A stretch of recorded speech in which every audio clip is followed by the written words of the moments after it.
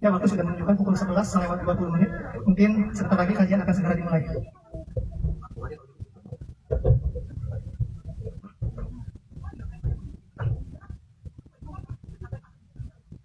Mungkin bagi para jamaah ataupun hadirin bisa untuk langsung merapat ke bagian sini depan Amir ya, di sini, agar nanti ilmu yang telah disampaikan bisa dengan baik kita dapatkan dan bisa dengan baik juga pula kita untuk mengaplikasikannya ke dalam kehidupan kita sehari-hari.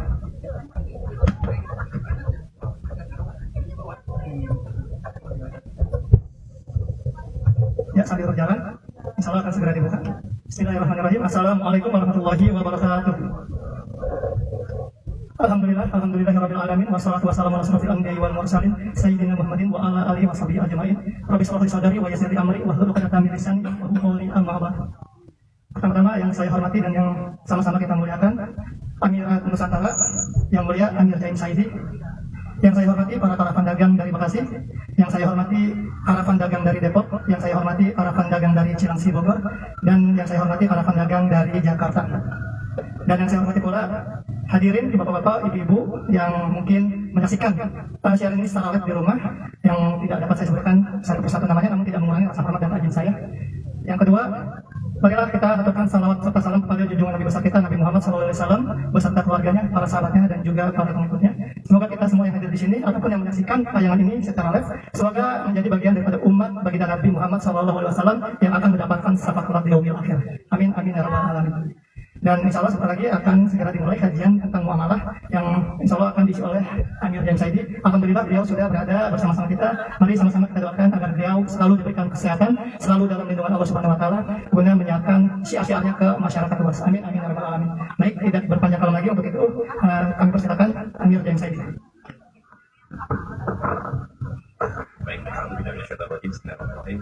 Asyhadu an la ilaha illallah wa asyhadu anna Muhammadan rasulullah. Wala haula wala quwwata illa billah. Assalamualaikum warahmatullahi wabarakatuh. Waalaikumsalam warahmatullahi wabarakatuh. Alhamdulillah kita masih bisa berkumpul pada siang hari ini, tempat yang insyaallah berkenan keberkahan. Jadi topik kita pada siang hari ini adalah mengenai wakaf. Jadi ini adalah satu hal yang sangat penting, ya. Yang sangat penting, tapi hari ini juga kita tidak melihat bagaimana wakaf itu dijalankan dengan yang sebaik-baiknya, sehingga bisa memberikan satu bagian dari upaya pembebasan. Ya, jadi pembebasan umat manusia hari ini dari kumpulan satu sistem yang menindas, yang membuat kita semua bergantung kepada sistem tersebut. Sedemikian rupa orang-orang ini sekarang bahkan takut untuk menjadi bebas, takut untuk melepaskan diri dari kumpulan sistem yang membuat kita bergantung, ya kan? Di mana sistem yang membuat kita bergantung ini sebetulnya adalah sistem yang sangat zalim, karena dia dihidupi dari dua sumber, yang dua-duanya adalah sumber yang sama sekali tidak keberkahannya, yaitu riba dan pajak. Ya. Jadi kehidupan masyarakat hari ini sepenuhnya ditumpang oleh sesuatu yang sebetulnya mempersulit dirinya, gitu. Dan Rasul SAW mengajarkan satu cara yang bisa membebaskan umat manusia, membebaskan kita dari kungkungan ini, yaitu satu institusi yang namanya wakaf. Ya. Nah, jadi kalau kita lihat secara historis, pada satu kali Rasulullah SAW sedang berkumpul dengan para sahabat, dan salah satu di antaranya namanya Abu Talha. Nah, Abu Talha ini salah satu sahabat Rasul yang akhirnya yang cukup berpunya. Nah, pada saat mereka berkumpul,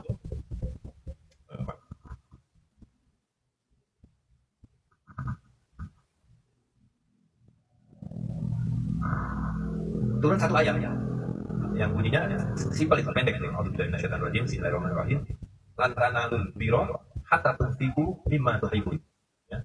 Jadi Allah SWT berfirman, belum akan sampai pada kebajikan yang sempurna, bir, sampai seseorang menafkahkan, menginfakkan apa yang dia cintai. Ya, apa yang dia paling cintai, kalau itu diinfakkan, maka akan sampailah dia pada bir. Dan kita tahu Allah SWT dalam Al-Quran juga mengatakan, bir itu disandingkan dengan takwa. Wa ta'awanu 'alal birri wat taqwa, wa ta'awanu 'alal itsmi wal 'udwan, ya kan, bertolong-menolong kamu dalam takwa dan bir di kebajikan. Nah, salah satu bentuk konkret dari kebajikan itu adalah tadi menginfakkan harta yang paling kita cintai. Jadi bayangkan kalau ukurnya adalah yang paling kita cintai, kita lepaskan. Nah, ketika mendengar ayat ini, kalau Abdullah ada di situ, dia langsung bertanya, ya Rasul, saya punya satu kebun kurma. Dibawalah Rasul ke kebun kurma Abdullah itu, saya lupa tempat-tempatnya. Kata Rasul SAW, saya belum pernah melihat kebun kurma yang seperti itu. Dan bertanya, jadi harus saya apakan nih Rasul? Kebun kurma yang sangat baik. Kata Nabi, kalau kau mau, tahanlah pokoknya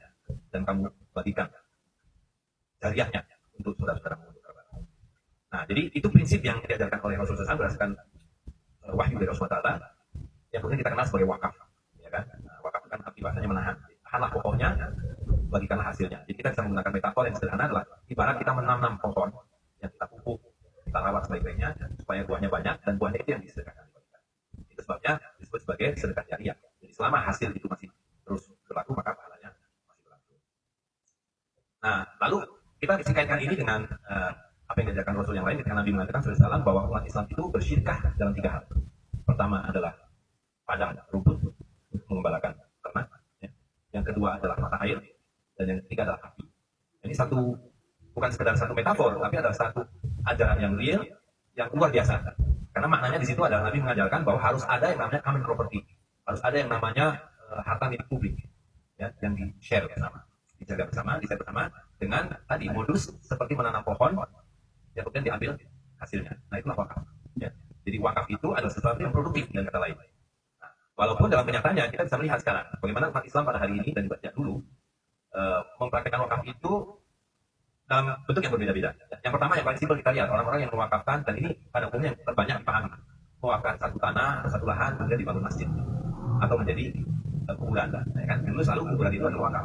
Dan bayangkan hari ini di dalam sistem riba yang berlaku hari ini, kuburan yang seharusnya wakaf itu menjadi dagangan, bahkan tidak murah.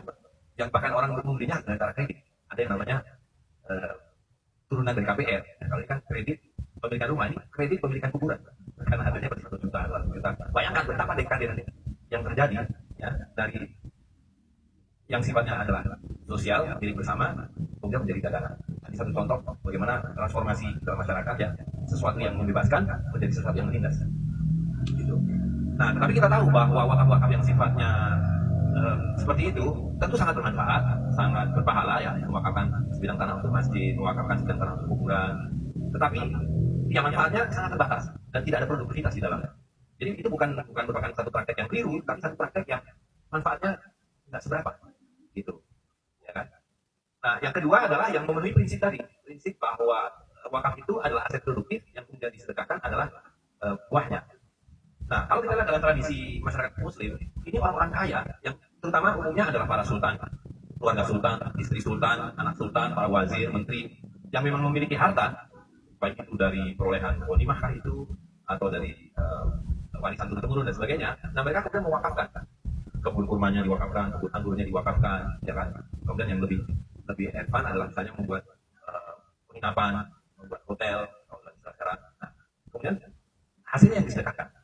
Nah, jadi kita bisa melihat bahwa model wakaf yang seperti ini itu sudah lebih baik dari yang pertama, dilihat dari segi sustainability, kontinuitas, dan kemanfaatannya. Nah, tetapi ini tentu ada biasnya sedikit, yaitu bias dari kelompok elit, orang-orang kaya yang punya. Ya.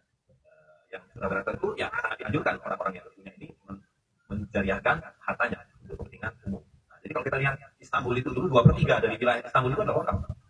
Mesir, ya, itu juga praktek wakaf yang luar biasa.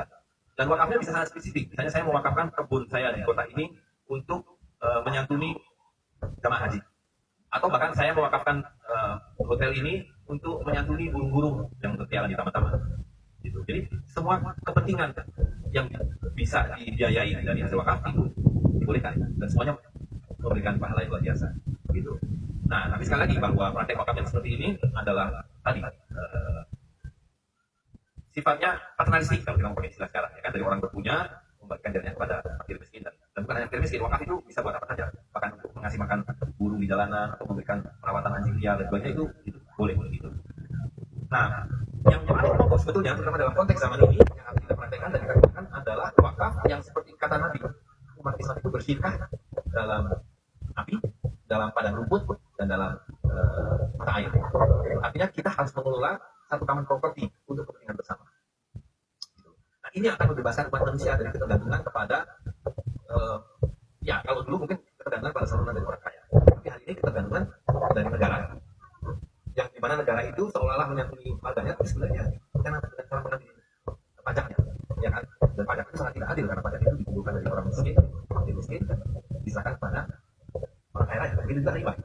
Gitu. Jadi kita tidak perlu tergantung kepada negara atau korporasi yang sudah pasti hari ini hampir bisa dipastikan semua basisnya adalah riba. Gitu. Nah, kalau kita bisa menjalankan apa yang diajarkan oleh Rasulullah SAW ini, kita punya sekarang ini ada yang konsep namanya hutan sosial. Hutan sosial itu harus kita kelola sebagai common property. Gitu. Kita bagaimana bisa mendapatkan perkebunan yang sekarang hanya dikelola oleh negara atau oleh swasta. Ya. Umat Islam harus berupaya untuk mendapatkan 10.000, 20.000, 100.000, 200.000 hektar hutan sawit kah, hutan makonika, apapun, dan itu kita dikelola sebagai common property. Nah tentu secara teknis soal manajemen itu bagaimana wakaf itu dikelola, ada dapilnya, ada pengelolaannya, ada bagi hasilnya dan sebagainya, itu persoalan teknis. Tapi prinsipnya adalah bahwa umat Islam hari ini harus menyadari bahwa kita punya potensi dan punya jalan di samping tentu yang lain-lain soal perdagangan, soal penggunaan alat tukar yang punya nilai, soal kebebasan bertransaksi, soal pasar terbuka dan sebagainya. Nah salah satu penopang yang pokok yang harus kita kembangkan adalah wakaf. Gitu. Nah, kita sudah punya satu contoh kecil KWS ini, tapi ini kan kita belum menemukan bentuk konkretnya bagaimana ini bisa dikelola menjadi common property. Jadi bayangannya sederhananya, tidak perlu setiap orang itu punya maksudnya gini, kalau wakaf common property ini berjalan, pemilikan pribadi itu menjadi tidak terlalu menekan gitu. Tidak perlu setiap keluarga punya mobil. Kalau ada satu mobil yang menjadi kendaraan umum dipakai bersama. Ya, tidak perlu setiap keluarga punya bahkan misalnya dapur. Kalau secara bertetangga kita bisa punya dapur umum yang bisa dipakai bersama dan seterusnya dan seterusnya. Gitu. Nah, jadi kita nggak perlu berlangganan PDAM kalau kita bisa bersama-sama mengelola satu sumber air. Begitu seterusnya. Jadi wakaf akan menjadi modus dan sarana bagi kehidupan bersama.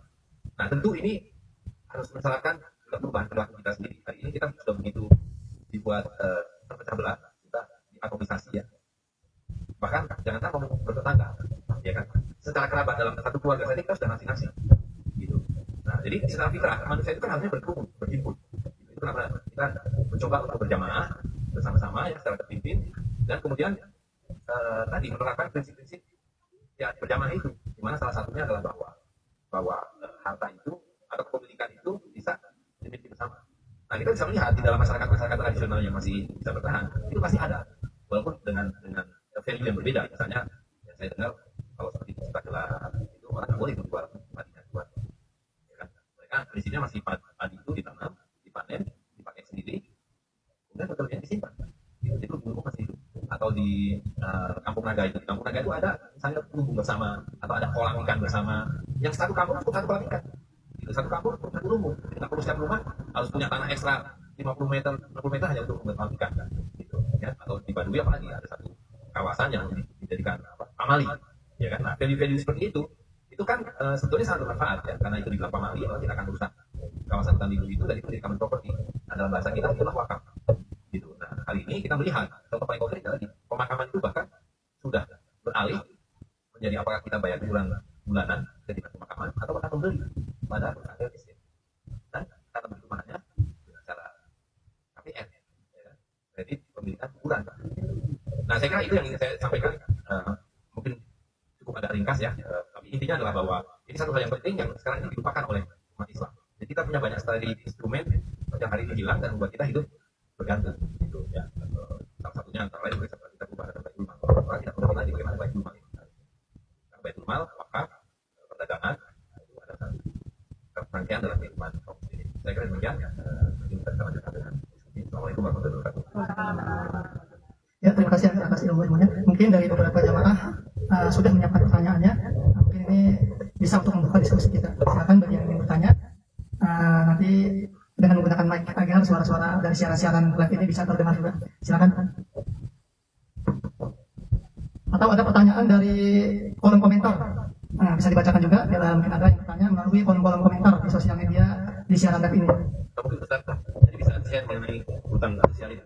Perkembangannya bagaimana, prosesnya bagaimana, dan bagaimana umat Islam bisa ikut mengelola itu dengan tata cara sebagai wakaf. Assalamualaikum warahmatullahi wabarakatuh. Alhamdulillah.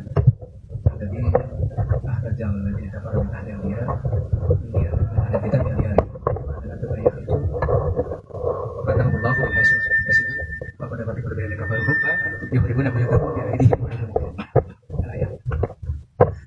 ini mungkin tadi Ustaz memberikan gambaran tentang konsepsi hidup komunal atau hidup bersosial yang terbaik yang sementara ini kita hampir sendiri menggambarkan bahwa ini diambil atau dipraktekkan oleh saudara-saudara kita atau teman-teman kita di kaum komunis itu ya, kaum sosialis, yang dimana buat mereka itu tidak ada lagi hak hipotek pribadi, yang ada adalah hak hipotek bersama. Dan ternyata konsepsi ini yang diambil oleh Kalman dan diambil oleh ya, beberapa mereka sosialis, sehingga mereka dengan antipatinya terhadap Kristen Katolik dan kebenciannya terhadap Katolik, mereka tidak mau menerima Islam walaupun mereka mengambil isi materi dari Islam. Itu gambaran umum dari kalau digambarkan, dan Islam sudah kuatkan selama 10 abad di muka dunia ini. Tapi tidak itu kita panjang, ada Rasulullah pernah digambarkan tentang bagaimana ternyata kita punya konsepsi untuk mengambil alih atau punya kesempatan untuk mengambil alih permasalahan lahan, yaitu dengan konsepsi harta rampasan perang atau harta penaklukan. Maka digambarkan dalam surat Al-Hasyr, pengambilan alihnya itu adalah dengan tidak dengan senjata perang dan tidak mudah. Nah, ini yang kami sedang usahakan dengan teman-teman HMI kiri dan kanan yang mengkonsepsikan dari tahun 2016 hutan sosial. Dulu, zaman Belanda, hutan itu hanya dikuasai oleh negara dan pengusaha. Padahal dalam konsepsi Undang-Undang Dasar 45 yang jadi kesepakatan kita atau orang tua kita untuk mengembangkan Nusantara ini dalam bentuk Republik Indonesia, hutan itu adalah menjadi hak properti semuanya, pengusaha, negara, dan rakyat. Rakyat pun harus seperti itu. Yang sementara ini ya, sampai tahun 2000 sampai tahun 80 atau sampai tahun 2015 kemarin, rakyat selalu terpasang di hutan perhutanian. Nanam singkong, penjara 6 bulan, gitu kan. Kayu bakar diambil 1-2 tahun di penjara. Gitu kan. Ternyata ini adalah konsepsi Belanda. Yang dulunya Belanda menguasai hutan-hutan itu melalui apa? Sewa dari para sultan. Ya.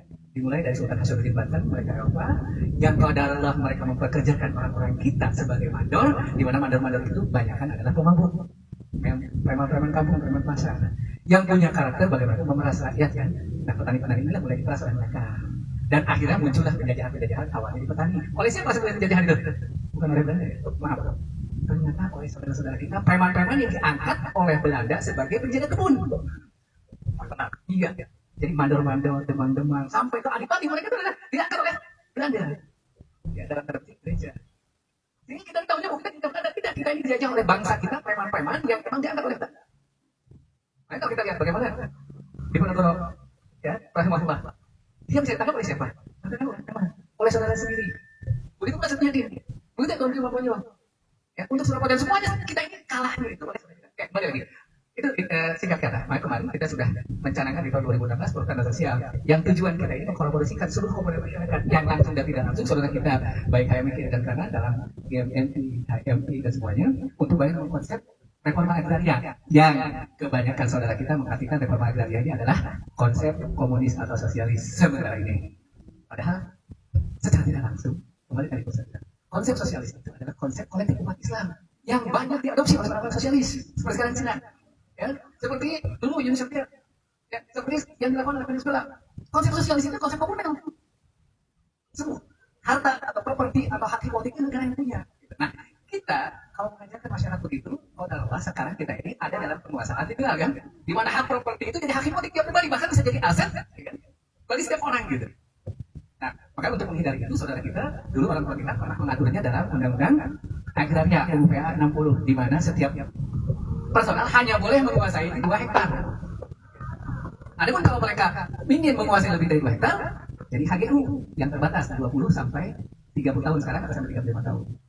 Nah, lain halnya sekarang kita mengkonsep hutan sosial ini adalah bagian untuk mengelola hutan. Tadi yang bisa bilang, ini hak bersama. Iya, jadi kembali kepada dasarnya dulu hutan itu yang pada Allah dari tahun 45 kita ini punya hutan di Jawa terkhusus belasan juta hektar, yang sampai terakhir kemarin 2019 tinggal 3,3 juta. Yang 1,1 juta dianggap oleh perhutani pengelola hutan Jawa sebagai lahan kritis pertanggungjawaban mereka di Konvensi Bulu Jawa.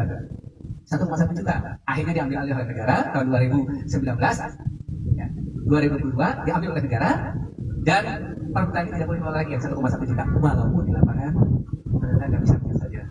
Maka dikeluarkanlah undang-undang HDPK. Nah, pada Allah di sini sekarang kita sudah dapat SK. Karang Tengah dan Bojongkoneng. Karang Tengah dapat 390 hektar dan Bojongkoneng 270, jadi 560. Tapi kami sebenarnya dari dulu ngajak dari mulai Pak Wazir Maulana untuk terlibat. Yang kedua adalah karena saya koordinator untuk Jawa Barat dan Banten. Yang pelaksana di sini tadinya oleh Pak Agus dan kawan-kawan. Nah, di sini hanya menjadi saksi yang sudah terbentuk dan mendapat SK.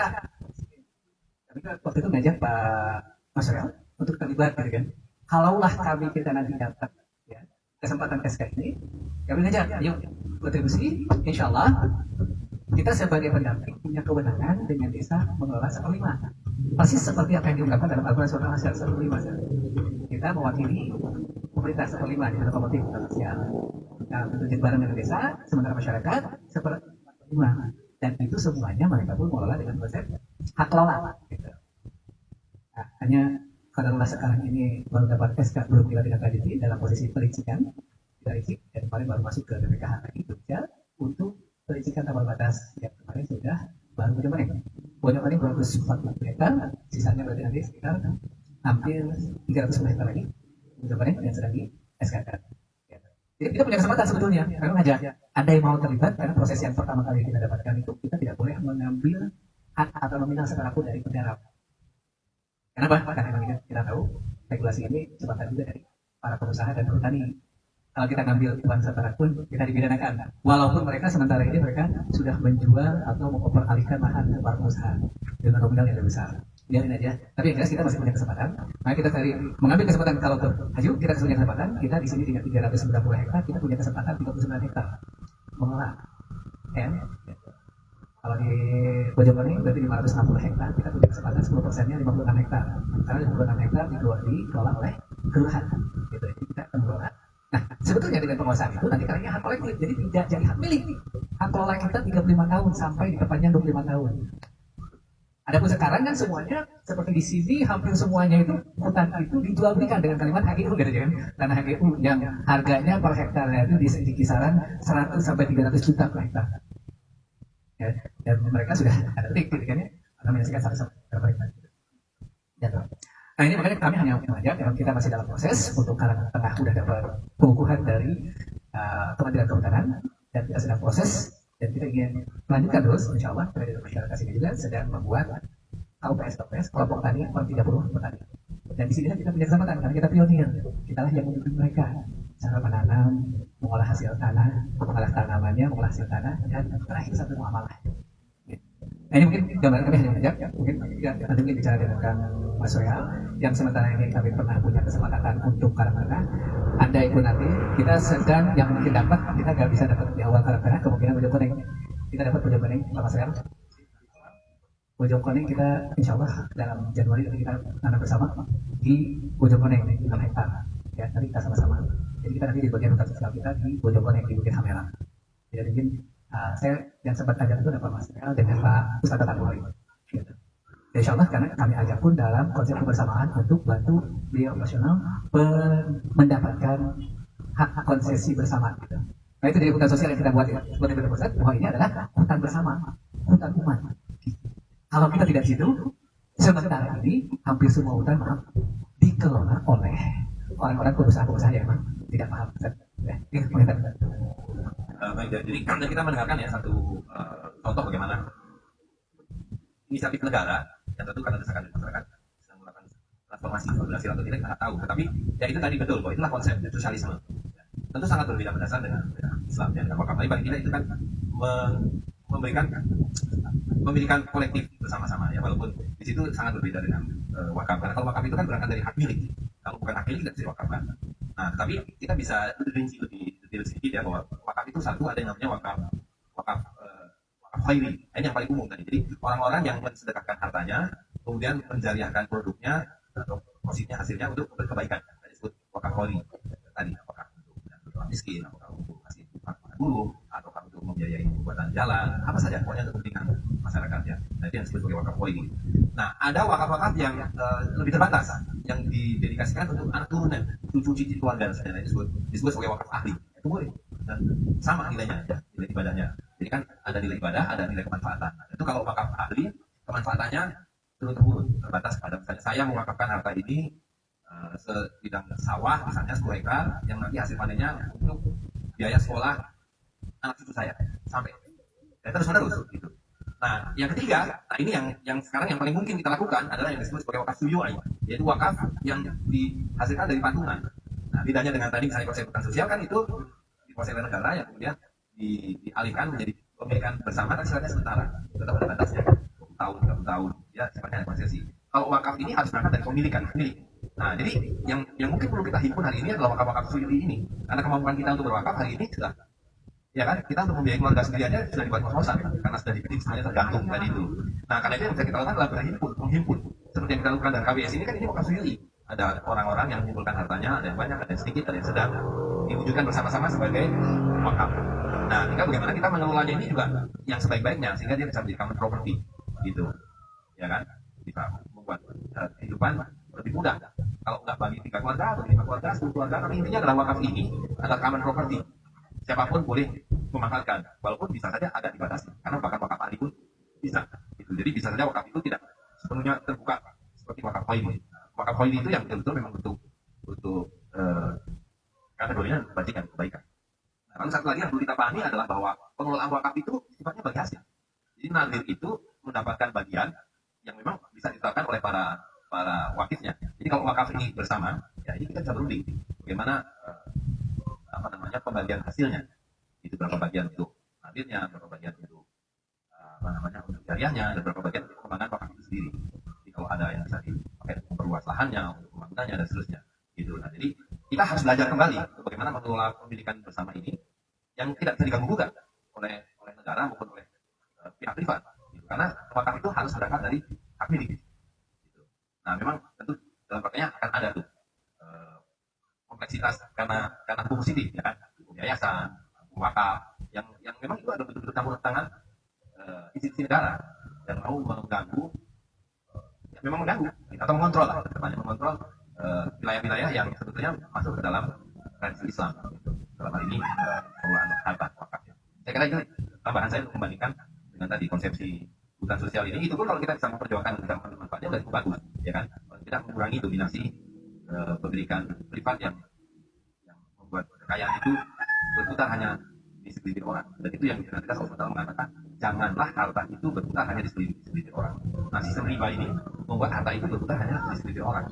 1% orang Indonesia ini, 1% menguasai 30% dari harta yang ada di Indonesia, beberapa keluarga. Ya kan? Saya kira itu tambahan. Baik, terima kasih Angga untuk tambahannya. Mungkin bagi ibu-ibu yang mau ingin ditanyakan, dipersilakan. Ada? Ya. Mungkin ini akan menjadi pertanyaan terakhir ya, karena waktu sudah memasuki waktu sholat Jumat. Silakan. Saya di Kota Bandung, Jakarta Barat. Saya sudah adanya di Pasar Mualah di Jakarta Barat. Kemarin saya sudah konfirmasi ke BRT saya menjadikan alhamdulillah. Terus untuk pengelolaannya definisinya saya akan tahu.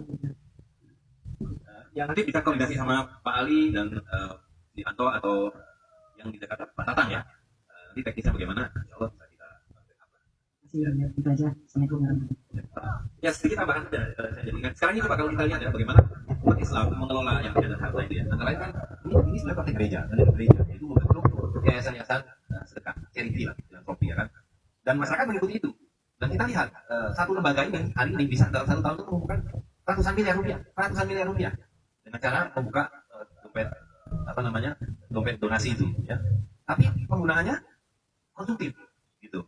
Kalaupun tidak konsumtif dalam bentuk ya mereka berpretensi produktif, memberikan modal bantuan kepada UMKM supaya dagang, tapi tidak dalam konteks atau dalam bentuk pengelolaan wakaf yang kita diskusikan hari ini. Gitu. Kalaupun ada masih sangat konvensional berupa oke saya nyumbang untuk bikin masjid, saya nyumbang untuk bikin madrasah, tapi mewujudkan yang ratusan miliar yang mereka berhasil kumpulkan itu, dan itu bisa menjadi wakaf suyui. Kalau saja mereka mengelolanya menjadi bentuk-bentuk pemilikan bersama, ini akan luar biasa, akan ada dampaknya. Nah hari ini model charity yang sebetulnya memang itu menjadi apa istilahnya itu kantung pengaman dari sistem riba yang berlangsung. Jadi dalam sistem riba itu kan orang boleh menjadi kaya raya sekaya-kayanya dengan cara apa saja, yang penting yang miskin-miskin ini disantuni. Gitu. Ya, supaya tidak terjadi chaos, tidak terjadi kolaps, ya yang miskin ini harus disantuni. Gitu. Tapi tidak membebaskan, tidak membuat mereka keluar dari kemiskinannya dan menjadi masyarakat yang independen karena memiliki tadi harta-harta bersama yang dikelola secara sosial. Nah, tapi kita bisa melihat bahwa 300 tahun kira-kira praktek masyarakat yang dikelola dengan cara ribawi ini dalam proses kolaps. Gitu. Nah, karena itu peluang bagi kita lah untuk memperjuangkan bagaimana bentuk-bentuk wakaf suyui ini bisa kita perbanyak dan kita perluas. tapi kitanya sendiri juga harus berproses untuk mengubah cara hidup kita dari yang sekarang kita terbiasa nafsi-nafsi karena semuanya sudah dalam tanda petik tercukupi, ya kan, oleh layanan dari negara dan layanan dari swasta yang semuanya kita bayar sebetulnya. Nah, cuma seolah-olah kita nggak bayar, gitu, ya kan. Nah ini akan kolaps. Nah, kalau kita tidak kemudian menyiapkan jalan keluarnya, bisa problematis. Saya kira demikian. Baik, terima kasih. Masya Allah, subhanallah, manfaat dari wakaf itu sangat luar biasa dan meluas ya bagi para pemanfaatnya. Alhamdulillah, rangkaian demi rangkaian sudah kita lalui bersama. Nah sebelumnya mari sama-sama kita doakan bagi saudara-saudara kita yang mungkin sebelumnya ada niat ingin datang ke sini, tapi tidak jadi karena suatu urusan. Semoga Allah lancarkan segala urusannya. Dan bila saudara kita yang sudah berniat ingin ke sini tapi tidak bisa karena dikarenakan sakit, semoga Allah angkat sakitnya dan disahkan seperti sedia kala. Amin amin amin amin. Sebelum kita tutup, mari sama-sama kita bacakan kalimat hamdalah dan doa kafaratul masjid. Ajilis. Alhamdulillahirabbil alamin. Subhanallah, subhanallah, astagfirullah. Demikian, wassalamualaikum warahmatullahi wabarakatuh.